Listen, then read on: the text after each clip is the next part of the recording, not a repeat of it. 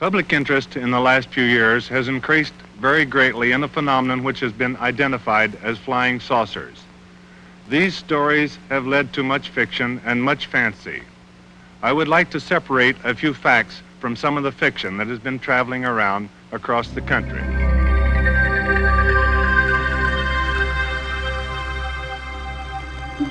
In July 1947, something extraordinary crashed into the New Mexico desert. The Air Force contends that it was simply a weather balloon. However, scores of witnesses to the event insist it was spacecraft piloted by alien beings.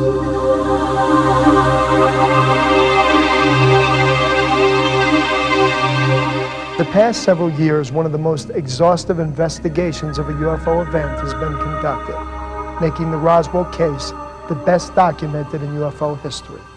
One of the principal investigators of the case is Kevin Randall. Kevin has interviewed over 100 witnesses to the crash and recovery, allowing him to reconstruct the series of events. The best evidence we have is the craft crashed between 11:17, 11:27 p.m. on the evening of July 4th. How's that for narrowing it down? That's based on a military log that was kept that I have seen. I've actually seen the log. Military moved in the next morning. Frank Kaufman talks about getting there while it's still dark. Other evidence suggests they got there after first light. I don't know. The craft was impacted in the ground. They were on the site on July 5th. Military cordon went up around that site, which is close to Highway 285 in Roswell, on July 5th. They had the bodies out of there by mid-morning, the craft out of there by the evening. They brought in experts in camouflage to disguise the area, rake it and change it so it would look like nothing had happened and disguise some of what had happened.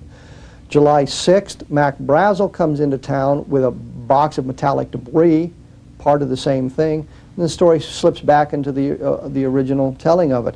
July 8th, Jesse Marcel is sent to Fort Worth with some of the debris for General Ramey to look at. The newspaper accounts come out on July 8th about the crash already being recovered up on the Brazel Ranch. Another military cordon around that area. They clean up the debris site within a couple of days.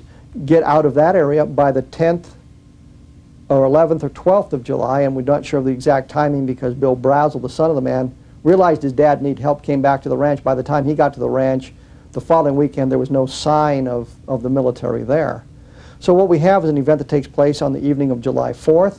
Military recovers the craft and bodies on the 5th. Brazel talks about the debris field on the 6th.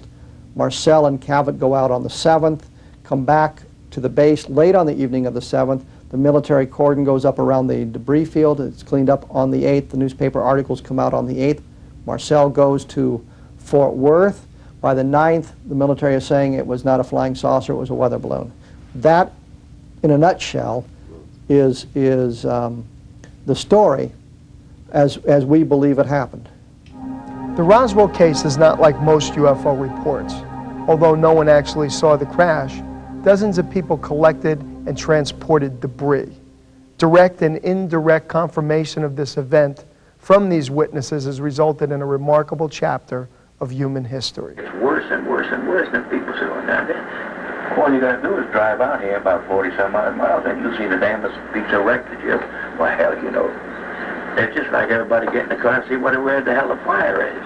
I was allowed to meet with the United States Counterintelligence Corps colonel who had been directly involved making sketches at the crash site at the time of recovery in the morning of July 5th, 1947.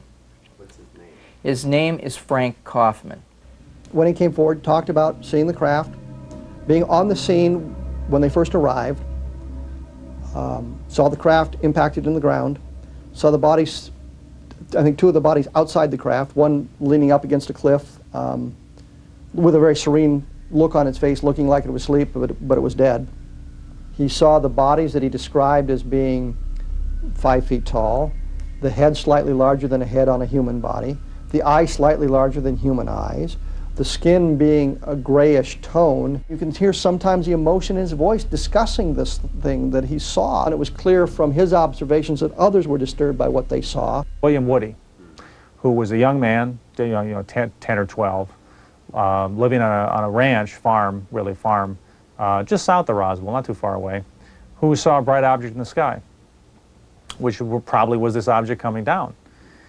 And it was bright enough that it lit up the whole night.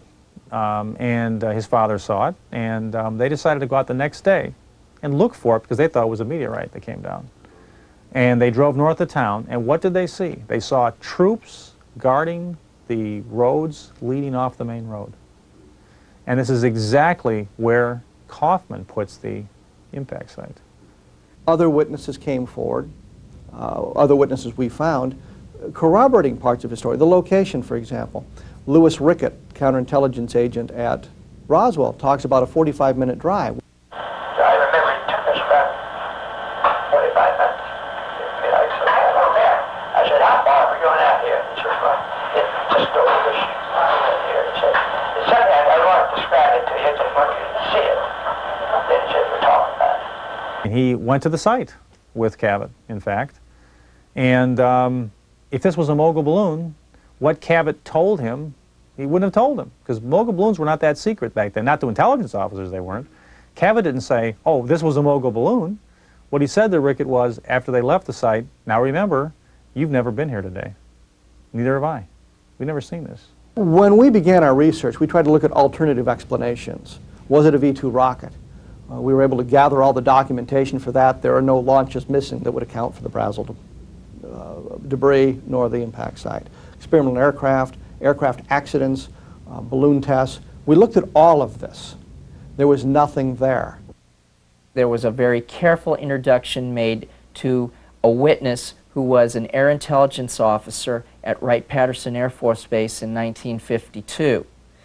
This air intelligence officer had a background in cryptography and in admin, and his job was to generate and disperse documents in regards to the final stages of the reverse engineering studies that had been attempted on the vehicle in the underground nuclear bomb storage pit that is in reality the source of the original Hangar 18 legend.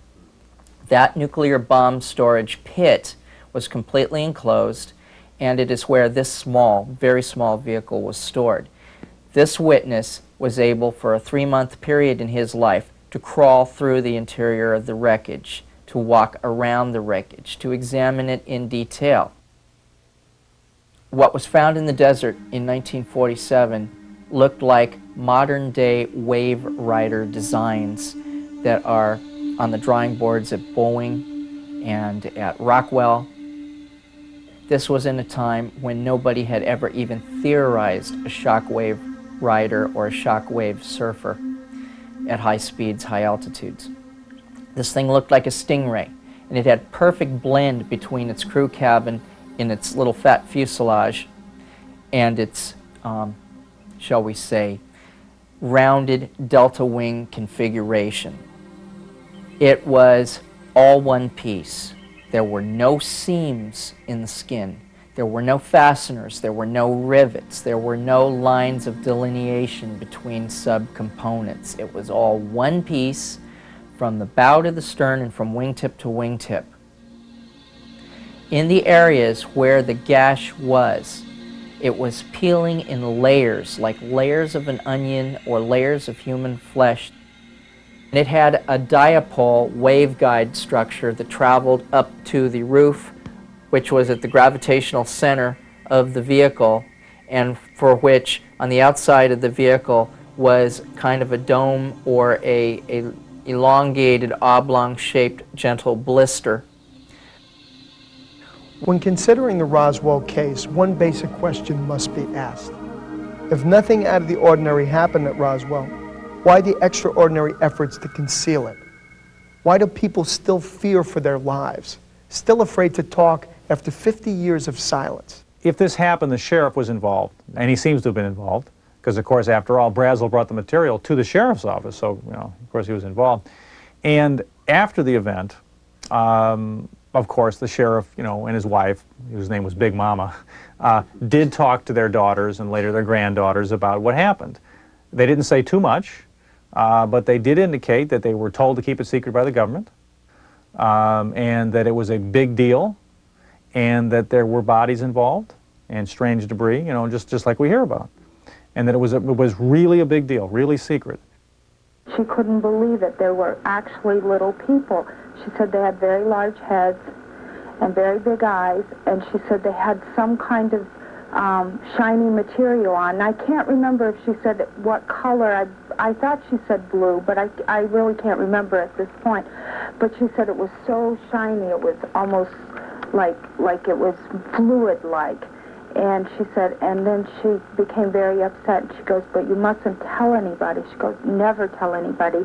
And at this point, she would just keep looking around the room. She was very paranoid acting, and she said, because they can always find you. And I said to her, I said, who can always find you? She goes, the government can always find you. There's only one way, I think, and we've talked about this endlessly here at the center, is that how Roswell could be kept secret. And I think the answer is that they made a conscious decision immediately to keep it extremely secret.